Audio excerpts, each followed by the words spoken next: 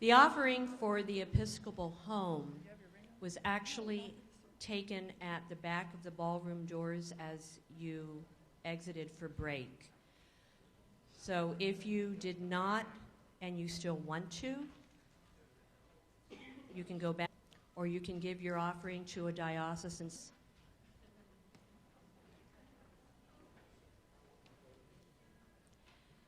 We're going to begin. I just would like to make an announcement for my tellers, the ballot counters.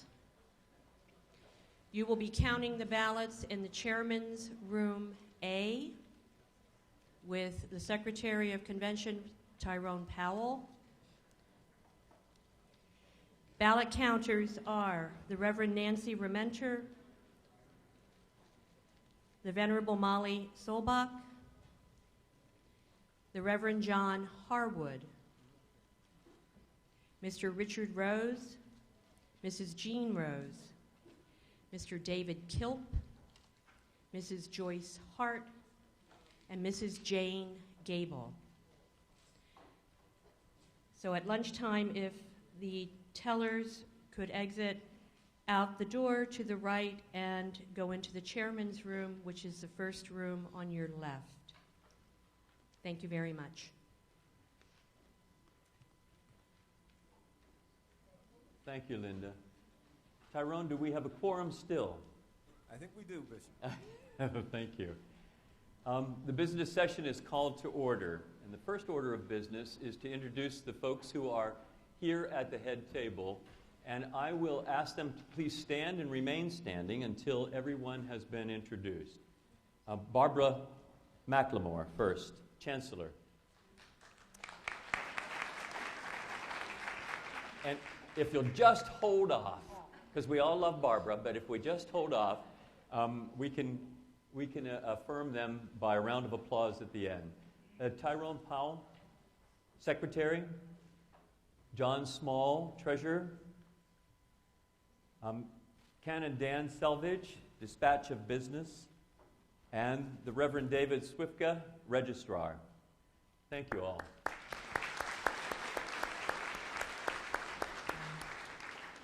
Second is the introduction of diocesan staff.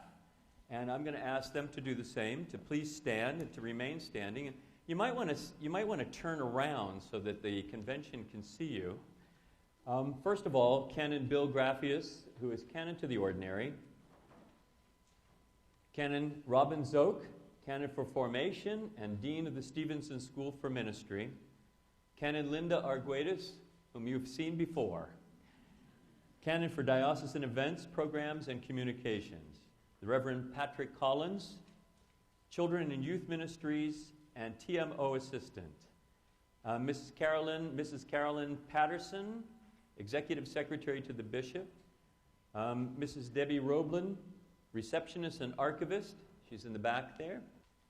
Youth Ministries Intern, over on the end. Very good. And before helping me get on board, and thank you so much for answering my questions, even though I asked them over and over again.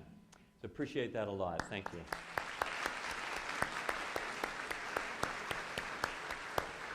Your attention to the packet.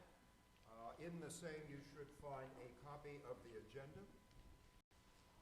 And at this point in time, Bishop, I would ask for a motion to approve the agenda and the ballot as printed and distributed. Do we have a motion? Thank you. A second? Those in favor of approval, please say aye. Aye. Those opposed? Thank you. Election of officers of the convention. The following persons have been nominated to serve as canonical officers of the convention until the next annual convention of the diocese and until their respective successors are elected. First is Chancellor Barbara McLemore. Second, Treasurer John Small. Secretary Tyrone Powell. And Registrar, the Reverend Canon David Swifka. Do I have a motion to elect? A second? All those in favor, please say aye. Aye. Those opposed? You are all elected. Thank you. Barbara, I call on you. I am very pleased to reappoint Charles Banks, Esquire, as Vice Chancellor of the Diocese. Chuck, Stand up. Chuck is over this way. Thank you, Barbara.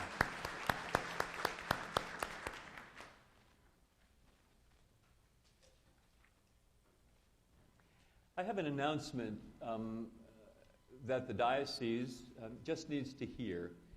And this is the announcement that St. Andrew's in the City has been established as a mission church of the Diocese of Central Pennsylvania. And I need the convention simply to acknowledge and support that decision. This was by vote of their vestry and by vote of the standing committee. So your applause would affirm. Thank you.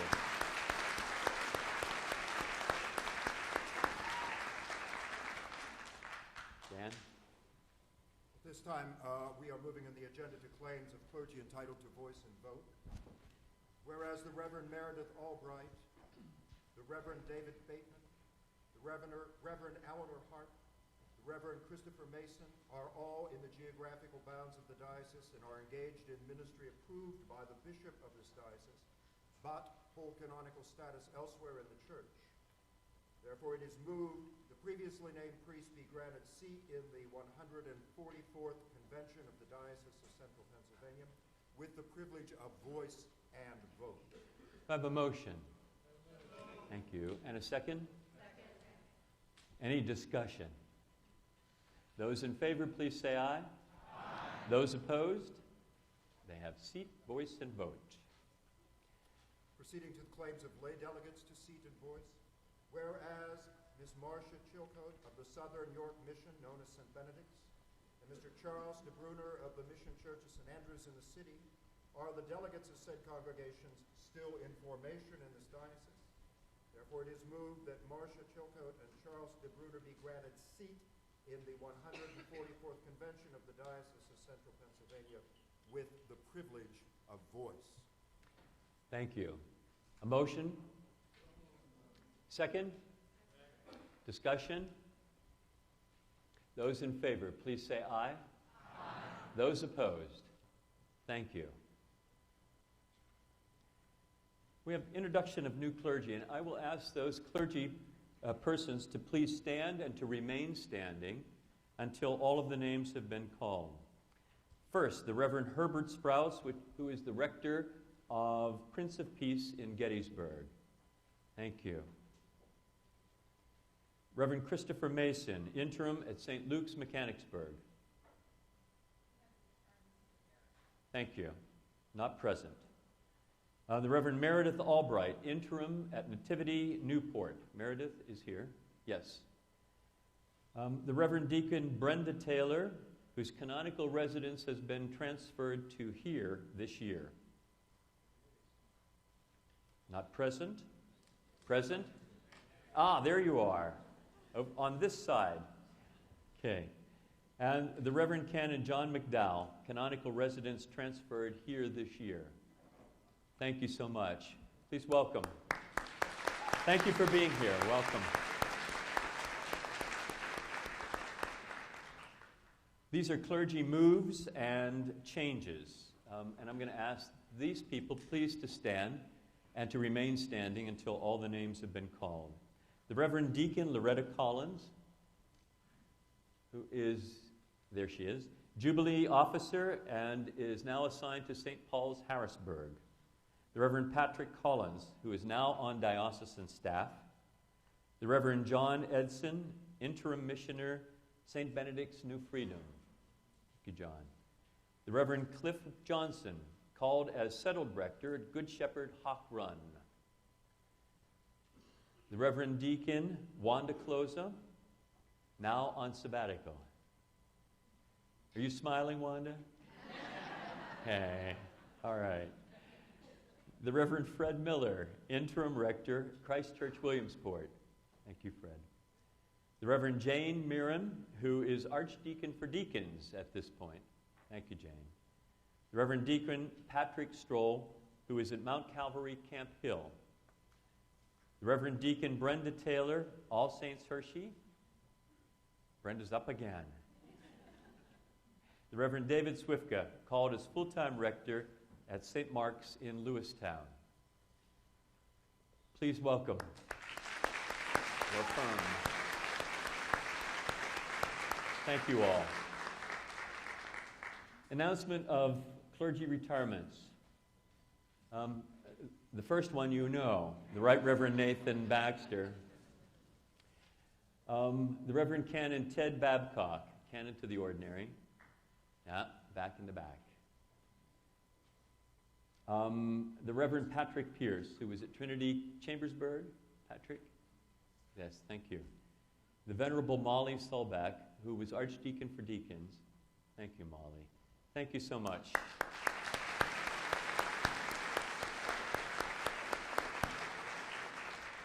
I, too, was smiling for a while.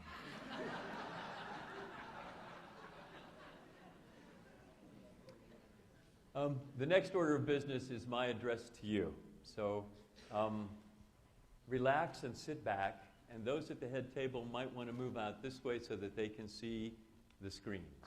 Are we ready, John? Johnny? Thank you.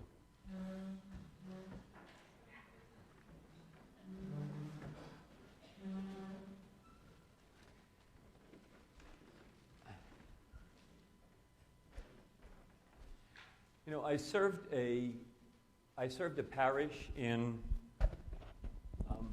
Birdsboro, Pennsylvania, for about 8 years, and that parish, that church, was sold sometime after I was there, and is now a Baptist church. And I was informed by Ellie Hart, who was a parishioner there at the time, that they do have a submersion pool for baptism. And so y'all better watch out. It's just a delayed reaction for the things I request. You know, the first thing, people always ask me, what should I call you? And then they say, oh no, I couldn't possibly call you that. So I always wonder, why do they ask me, what should I call you? But they do. And what I have been saying to people at the convocation meetings is that it's okay to call me Bob. It's really okay to call me Bishop Geppert. And then I'm reminded of this puppet show that used to be on when my kids were little in the Reading area, and they used to watch it. It used to drive me crazy because it was a Christian puppet show. And the main character in the Christian puppet show, his name was Gospel Bill. And so you may not call me Bishop Bob. I just think of that puppet, Gospel Bill, okay? You can call me Bob, you can call me Bishop, but you can't call me Bishop Bob, okay? Just so we're clear on that from the get-go.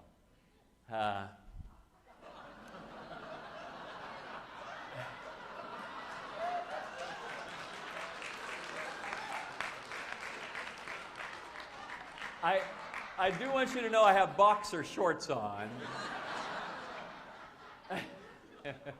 I love that. A priest from Western Michigan gave me that on my retirement, and I absolutely love that. And I was very happy reading on the back porch until I got the phone call asking me to please consider doing this. But I do want to say thank you for putting your trust in me. And I am excited about the work that we have to do together. And it just feels right for me. So thank you for that election. This is what I believe in terms of call. That God brought me here to be formed by you, and that I have been brought here to help form you as well. So it is a mutual formation. It is something that God does. And I want to say to you that on our journey toward God together, that we actually have this ability. About your new bishop. The diocese forms the bishop. Hear that. Hear that. Who your bishop is in response to who you are. And so that is something very important to forward to electing a new bishop. And that my time here really is about that. And as my time goes, you have elected your new person, so that your new bishop can become larger. I must step back so the new bishop can take over. And that's my intention. My hope is that we will give your new bishop a diocese that he can hit the ground running on, or she can hit the ground running on. I heard that right away. You know, and my thought process went, oops, you made a mistake. Yes. This is the interim time, and this is what you've asked for. And so I hope that all of you went to the listening sessions, because I'm a person that believes if you didn't go, you don't need to gripe then. So healing and community. But you must do the work of healing. I'm not here to heal you. That's not possible. If there's healing that needs to be done, you're the people that has to do the healing. And since you are voted in here as leaders, you are responsible for that in terms of the parish as well, both lay and ordained. I can only do. You can say yes to that, or you can say no to that. We're all free. I do want to say something about my leadership style. And my leadership style is the wisdom of the teachings of three great people. And two of them are rabbis, and one of them was the first great rabbi, the one who sat down and opened his mouth and taught the people. Icon. This is my favorite icon in whatever style it is, because this is the icon called Christ. High school teacher at one point, I don't know.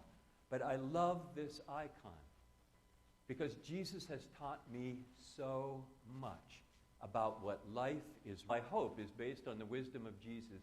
Jesus, living in the kingdom of God is what Jesus teaches us. How that is and what that looks like. And else, if we take the time to discern God's will. The second is the wisdom of the rule of St. Benedict. You heard from Brother Scott last night, and I love that rule. I grew up Roman Catholic, if you did not know that. And not just Roman Catholic, my family is Polish. So I'm the only black sheep in the really hard time with this sometimes. She said to me when I was going off to seminary, well, good luck, you know, with that thing you're doing. She's come a long way, but she's not there yet, I'll tell you. Being deeper in relationship with God. You know, the daily office and the daily round of prayers is like a drip of water on a stone that begins to wear. And organizing Christian community. That's the wisdom in the rule. And the third is another rabbi. This is Rabbi Ed Friedman. And you know how bright and wonderful people, bright and wonderful people. I don't know how to say that, but you know, but he was brilliant, understanding what family systems theory was about and making its application to congregations, both synagogues and churches. This man changed my life. Good leadership and what he thought about society and how we make positive change for good. Friedman talked about self-work. He said, when the leader works on the leader's self, I know that to be true. When I am working on myself, then my preaching changes, my teaching changes, my celebration of the Eucharist changes, my counseling changes, everything changes, and the people change right along with me. It works. He talks a lot about being a peaceful presence. He calls it a non-anxious presence. A peaceful presence in the midst of turmoil. It's not, and Jesus was the same. It is about being peaceful in the midst of that. And I say to you, do that is by being connected to your family. And I say for Christian people, one saints, to be connected to our family who has gone on before us, and to be connected with, and the ability to take a stand based on principles. That was the most important thing he taught me. It is not about you, it's not about me. It is about the message and what we are trying to accomplish. And not to be sabotaged, not to be led in a different path, but to stick with the principles. And the principles are those things that Jesus taught us in the church. So, Jesus Benedict emphasizing the message rather than the individual. It's not that I don't care about what the individual, I care more about what the message is that Jesus has charged me with. Leadership which provides opportunities for spiritual growth and we all know what we're doing, it saves a lot of heartache. And third, leadership which names secrets and seeks transparency in all things and parishes for positive change.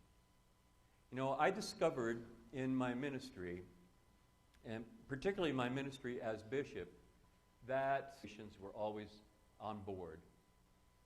About 1/3 wasn't. If I spent my energy on the 1/3, I was wasting the energy for positive change. The energy gets focused where the motivation is, not where the motivation is. Now, I find this just fascinating. I am called the Right Reverend, also called the Right Reverend. There is a connection in the act we practice in the heart and the title. So my leadership style, I had one of the best bishops in Birdsboro, Pennsylvania.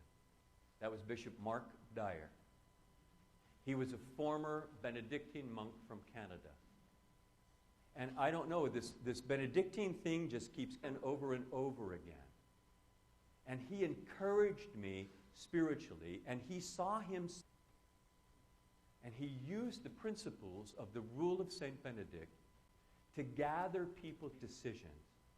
He used the scripture study that we should stop me. He was a wonderful bishop, someone I appreciated. And when I was a priest and I was a single dad with 3 little kids, he was one of the only bishops and invited me to take a parish, which was the parish from hell for a time, but right. Now, healing is about naming and exposing things I believe is important to name publicly to appropriate bodies. Now, everybody thinks, well, that's a really good idea until it's something that you're involved in. And community. I can't, you know, it's been my experience when, as a pastor, that when someone is waiting for a diagnosis, a physical diagnosis, and they for something serious, like cancer, it is really the waiting time that is the most anxious producing. Once the diagnosis has been made, once the treatment can begin, you know where to go. If it's never named, you don't know what's going on. Your left part is very important. And you can only move after treatment to a different way. And I couldn't figure out for the longest time why there was such animosity toward bishops, until I did a family study of the diocese and found out that bishop after bishop had betrayed the people. Right on down the line, 3 bishops being asked to resign by the standing committee. The thing of that diocese, the first bishop having an affair with a young woman and fleeing to Europe to escape punishment. If you don't dig into the you can't determine why people are behaving the way they are. Once it world, it lowered the anxiety. People would sort of have a sense something wasn't right here, but they didn't know quite what it was. Community, what you asked for. Community involves your being intentional. If you refuse to come to things, I can't make you be in community. You have to be in community. All I can do is stand at the center and call you to it. So I can't magically make diocesan community if you won't cooperate with it. Community involves following communal rules. The community has set up norms for our behavior together. When we follow communal norms, when we follow the communal rules, things move smoothly. But everyone's not an exception. And that you decided on those canons. I didn't do that. Me and every clergy person in this room promised to uphold them. We all promised that, both national and diocesan canons. We promised to uphold it. So communal rules are very important, I think, in determining and informing community. So that it's not just about you and me, it's about something bigger, the message of Jesus Christ. And we have to have a common mission. What is it that we will work on together that will form community? We dig in together. When people from different parishes come together for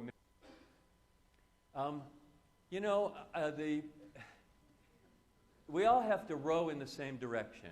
And I know about a third won't do that. This works, this doesn't. And I want to give you an example of what can happen when people are rowing in the same direction. Our companion diocese in Western Michigan was the Diocese of the Dominican Republic relationship. The people were poor. I mean poor. Our poor are rich compared to the poor I saw in the Dominican Republic. The church is growing. The Episcopal Church is growing by leaps and bounds in the Dominican Republic. Haiti, as a matter of fact, is the largest diocese in the Episcopal Church. Hear that. There are more Episcopalians in Haiti than there are in any other diocese of our church. Mission dioceses. Your apportionment, your giving to the diocese, and our giving to the church office supports us. And in the Dominican Republic, in Haiti, in Ecuador, all of those dioceses, in Taiwan, part of the Episcopal Church, they all need our support. And everyone understands what their mission is. Maybe it's because they're poor. Their mission is to educate their children, because education is lousy there. And the bishop, Julio Oguin, the bishop there is a great bishop. He has everything organized. Everyone is rowing in the same direction. And he involves dioceses like Western Michigan to come and build churches and schools. He says so that the children get an education, because he believes that education is the key to getting out of poverty.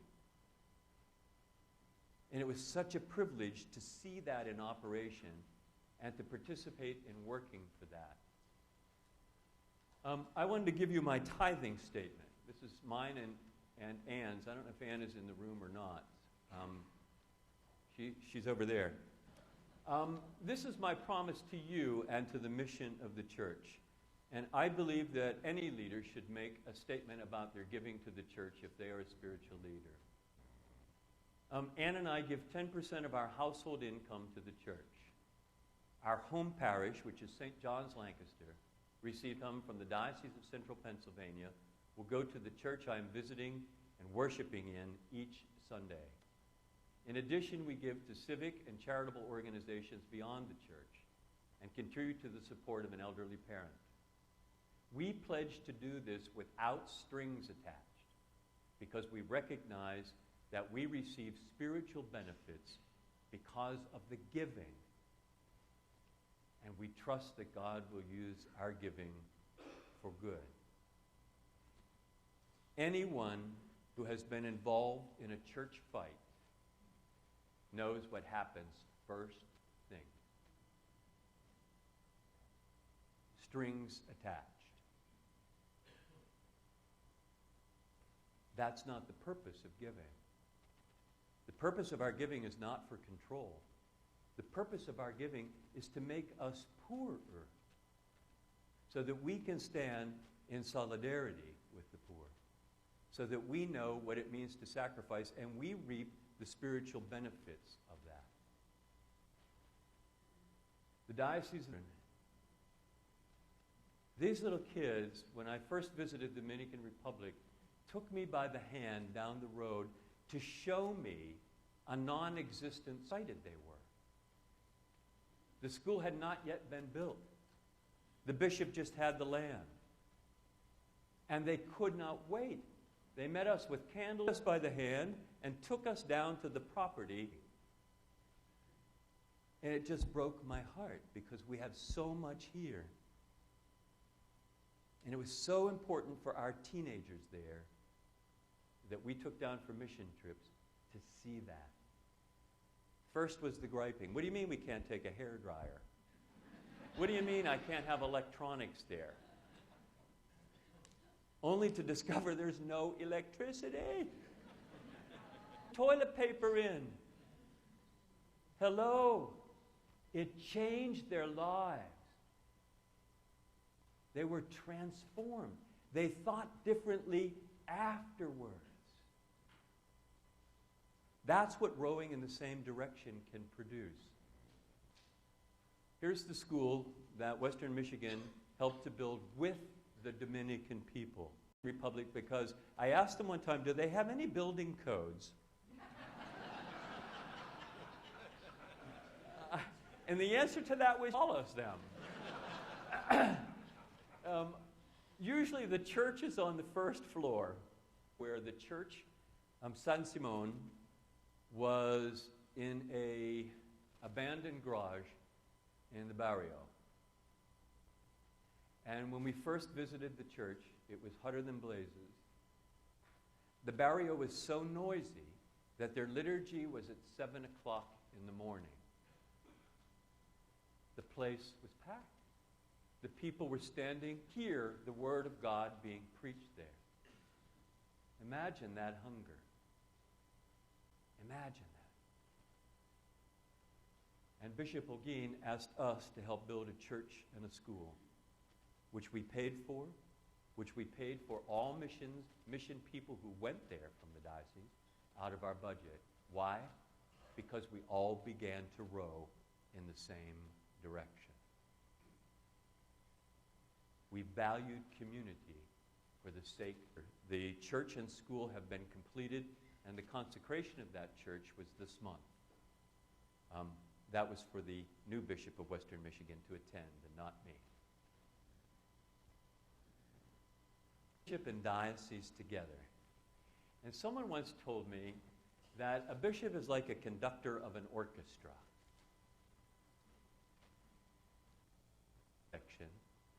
It is their job to play.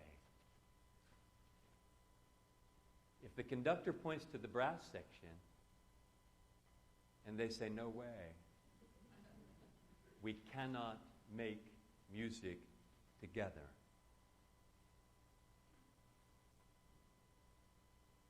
We all must play the part.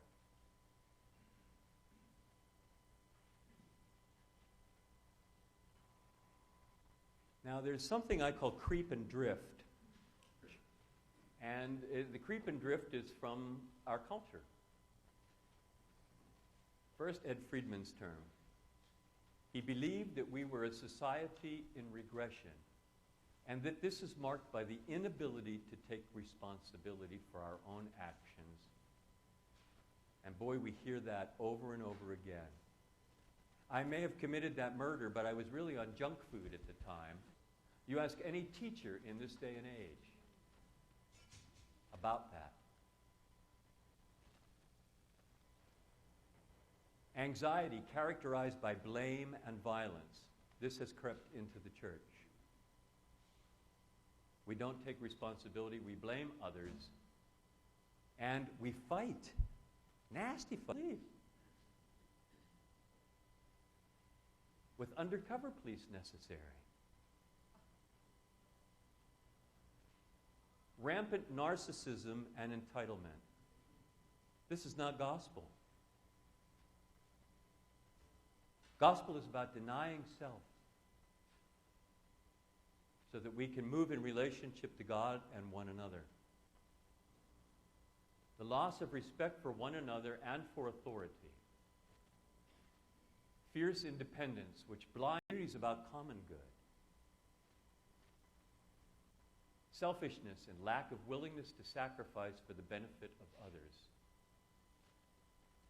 Those things have been part of the church because we are part of the culture. For us to live differently than the world. I think that's what Jesus is talking about, and that message from Jesus is more important today than it has been, and the church has drifted. We've drifted away from why we exist as Christian people, and I'm not talking about the diocese, I'm talking about the whole church. Why we have making disciples, reconciling all people to God and one another, mission and ministry. What it means, about 7 out of 10 of our members, including me, come from other denominations. And we bring that with us, and some of us as Episcopalians. The role of bishops, clergy, and people, each working in specific ways to bring God's reign into existence. We all have specific. This isn't who I am. This is the role that I play in the church.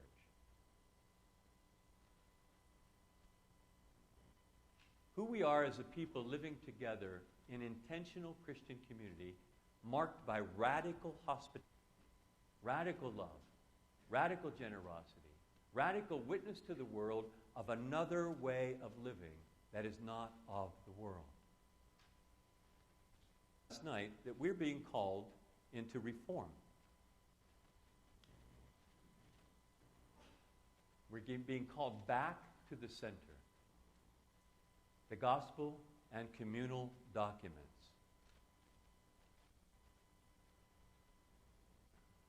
So during our time together, this is what I will do. I know what you will do. I'm not saying this is what we will do. This is what I will do. I don't know. I will work on my own spiritual, emotional, and physical health. When those three things are in sync, I am able to lead with clarity. And so, I hope that you will do the same. I will be present with you and listening. The first word was about listening. And there's a difference between listening and doing what you say.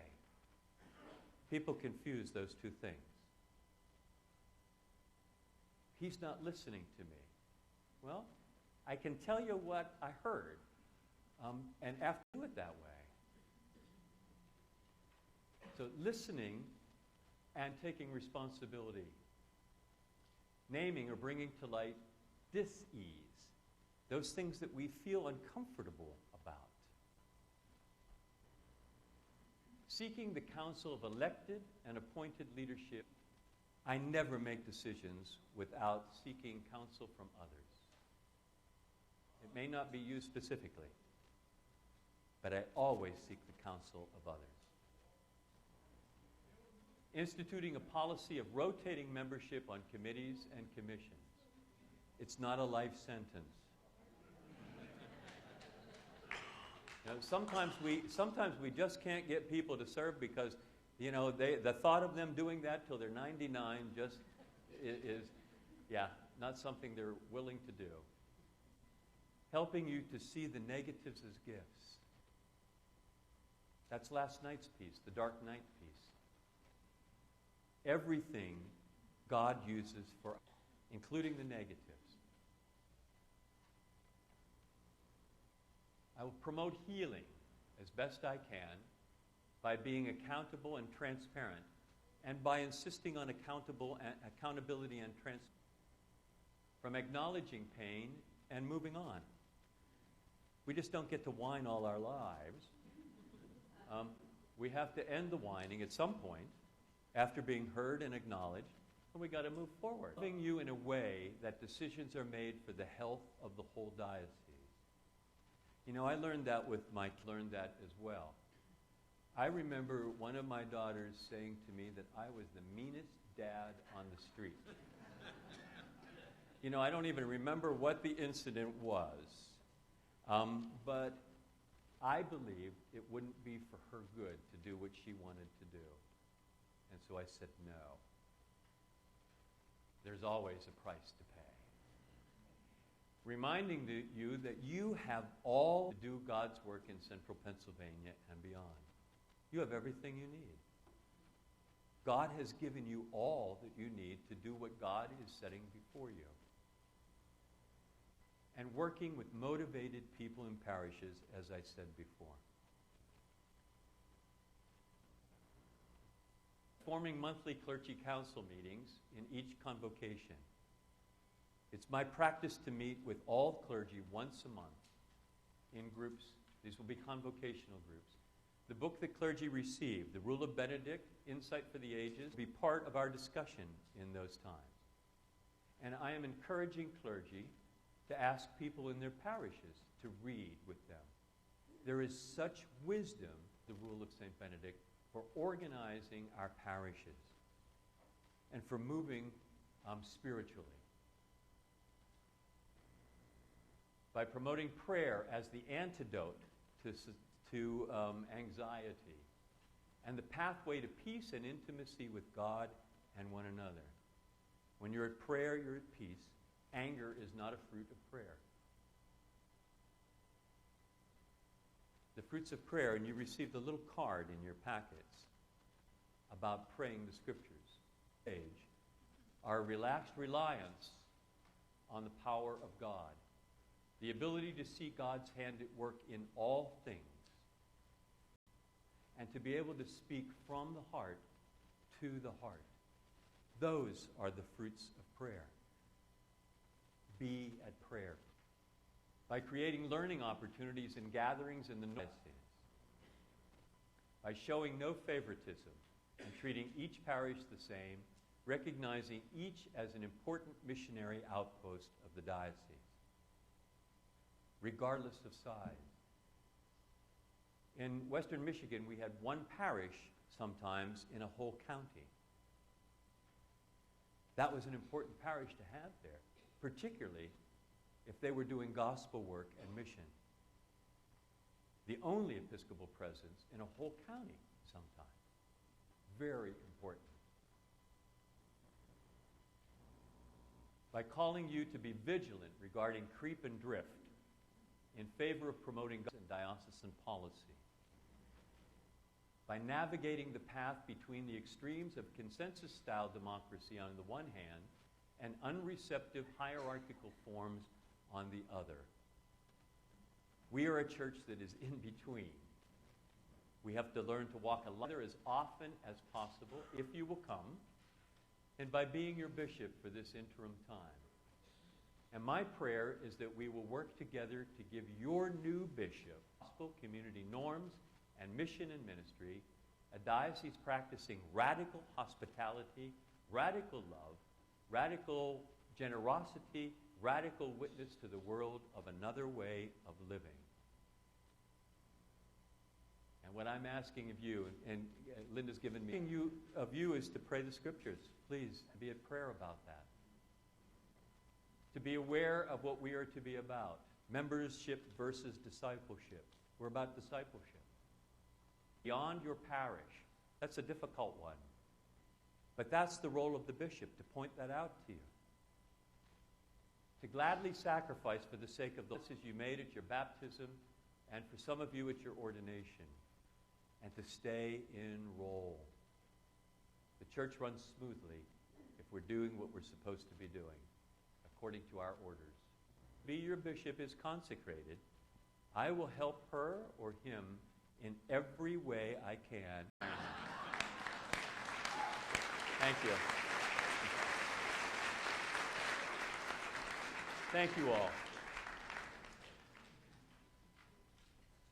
Linda, what is next? Do we? Continue. We continue, okay. You mean I don't get a break? All right.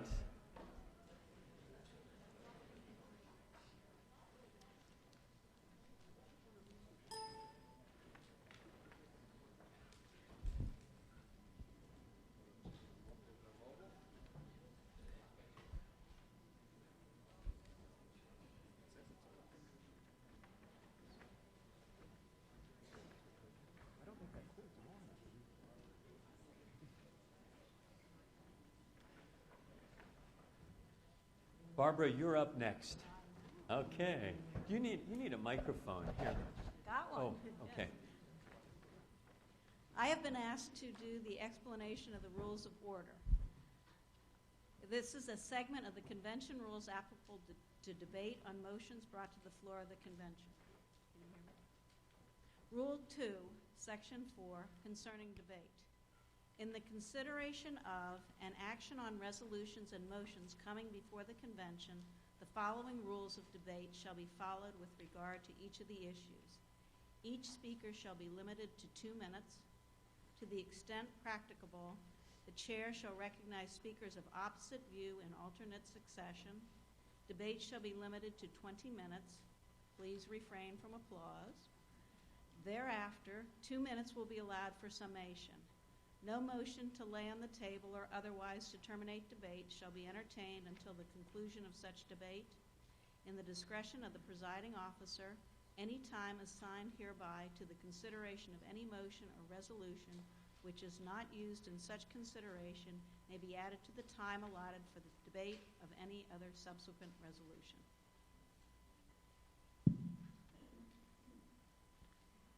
Thank you. Jennifer, we have a report from the nominating committee.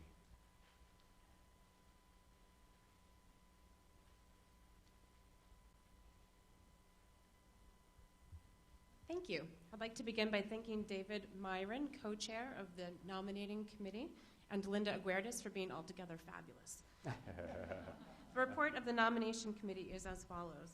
In receiving the revised nominating slate, the nomination committee unanimously submits the following names for nomination at the 144th Convention of the Diocese of Central Pennsylvania for the diocesan positions, boards, and/or committees indicated to hold office for the period set forth in the canons and until the respective successors are elected and qualify. I'd like to invite the nominees to please stand when they hear their name read. For standing committee, Reverend Canon Gregory Hinton of St. Paul's, Wellsboro. In the back. The Reverend Wanda Cloza, on sabbatical. The Reverend Linda Watkins of St. Mary's, Waynesboro.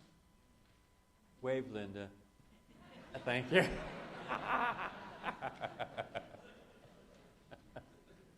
Mrs. Sharon Arnold of St. Stephen's Cathedral in Harrisburg. Mr. Bruce Johnson of All Saints, Selinsgrove. Dr. Sanford Schwartz of St. Andrews and State College. And Mrs. Ann Yellett of St. Stephen's Cathedral in Harrisburg. Thank you. For the Council of Trustees, the Reverend David Peck of St. James and Lancaster. Thank you, David. Mr. David Carl, Mount Calvary, Camp Hill. Mr. John Gouveia of St. John's and Lancaster. I don't believe John is with us presently. Ms. Katerina Sabino of St. James and Lancaster. Thank you. For the Disciplinary Board, the Reverend Regina Barrett of St. Thomas, Lancaster. The Reverend Canon Rudolph J. Van Dierhill, Esquire, retired. Mr. Nelson Keener of St. James and Lancaster. And the Honorable John Leet of Christ Church, Coudersport, who I don't believe is here either. Thank you. Our General Convention delegates, if you would please be ready to stand. Clergy include the Reverend Regina Barrett of St. Thomas, Lancaster, the Reverend Canon Stephen Casey of St. Edward's, Lancaster, the Reverend Veronica Chappell of Trinity Jersey Shore, the Reverend Canon Kate Harrigan of St. Paul's Harrisburg, the Reverend Canon David Lovelace of St. John's York, the Reverend David Peck, St. James Lancaster, the Reverend Patrick Pierce, recently retired, the Very Reverend Churchill Pinder, St. Stephen's Cathedral in Harrisburg, the Reverend Patrick Stroll, Mount Calvary, Camp Hill, the Reverend Canon Robin Zoe Coolidge, Dean of Stevenson School for Ministry, the Reverend Linda Watkins, St. Mary's, Waynesboro, the Reverend Janice Eiskamp, All Saints, Brookland and Christchurch, Coudersport, and the Reverend Dr. David Swifka of St. Mark's, Lewistown. Lay nominees include Mrs. Sharon Arnold, St. Stephen's Cathedral, Harrisburg, Mr. Charles Banks, Vice Chancellor, Mrs. Bonnie Chambers, All Saints Hershey, Mrs. Martha Harris, St. James Lancaster, Mr. David Kilp, St. John's Lancaster, Mr. David Myron, St. Thomas Lancaster, Mrs. Coralie Perez Edgar, St. Andrew's State College, Mr. Robert Sharenko, Christchurch, Berwick, Mrs. Charlotte Weaver Geltzer of St. John's in Lancaster. Thank you.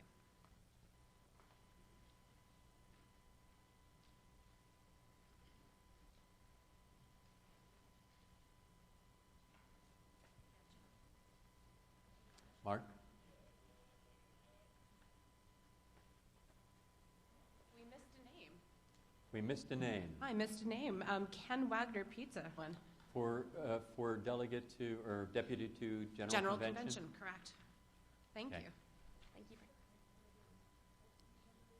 On behalf of the Commission and Ministry, I would like to thank the retiring members who have served so ably over the last 6 years in the clergy order, Raylyn Casey.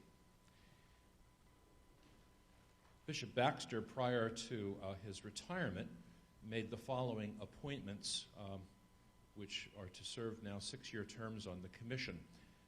In the clergy order, the Reverend Christopher Piles, St. John's in Belfont, and in lay order, Dr. Judith Sornberger, St. James in Mansfield. So on behalf of the Commission and Ministry, I move that the Convention vote to affirm these appointments. We can affirm those with a round of applause. Thank you, Mark. I move a motion to receive the annual reports of program ministries of the Council of Trustees as published in the diocesan website and to be published in the Journal of Convention. We have a motion and a second. Those in favor, please say aye. Aye. Those opposed? Thank you. Good morning, delegates. For you to voting instructions. The polls will be open at noon. Tellers will meet in the chairman's room. Election results will be announced when the business session reconvenes after lunch. Delegates should have 4 items in their packet. They should have a Diocesan Convention 2014 ballot, a General Convention 2015 ballot, a red placard, and a green placard. If you do not have all 4 items, please raise your hand. Raise it high if you don't have all 4 items, and we will come and give you what you need. Okay. Please read your ballots carefully. Overvotes will not be counted. Undervotes are permissible. Do not vote for alternates. In other words, only vote for 4 clergy and 4 laypersons for General Convention. Place your ballots in the boxes at each of the rear doors. Okay. If there are questions, please raise your hand. Yes, all the way in the back. Yes. If we already checked, Please, would you please go to, if you go to the microphone, everyone will hear it. Thank you.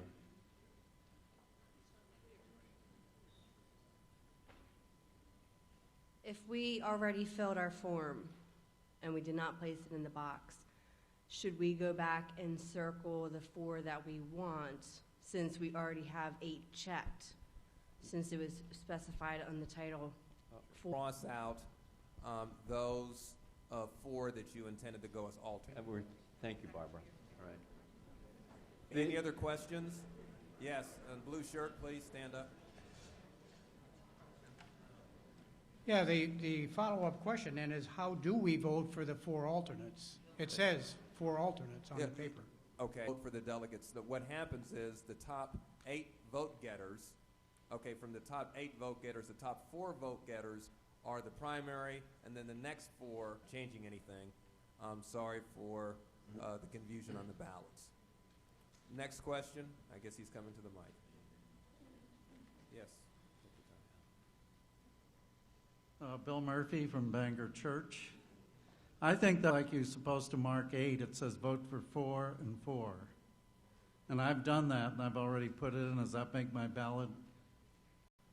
Yeah, I guess what we'll have to do is issue another ballot. That's what we'll do. We'll have to cancel that one. Put that. In the Linda? back. Okay. Turn around. Please raise your hand there. David Peck, St. Orders are clergy to vote for laity and laity for clergy in by order. So we vote, all clergy vote for everybody, and all laity vote for everybody, like we always do. Thank you. General Convention. Okay, if you need a fresh ballot, please see Linda in the back. Yes, please stand up and go to the mic. Only being colorblind, what do we do? We had a vote, the red would be the vote. It's not for the ballots. Thank you. Okay? We'll use those on the resolution. Yes, on resolution. Any All right. other questions? Okay, seeing none, I move on. Okay, do you see any business we can?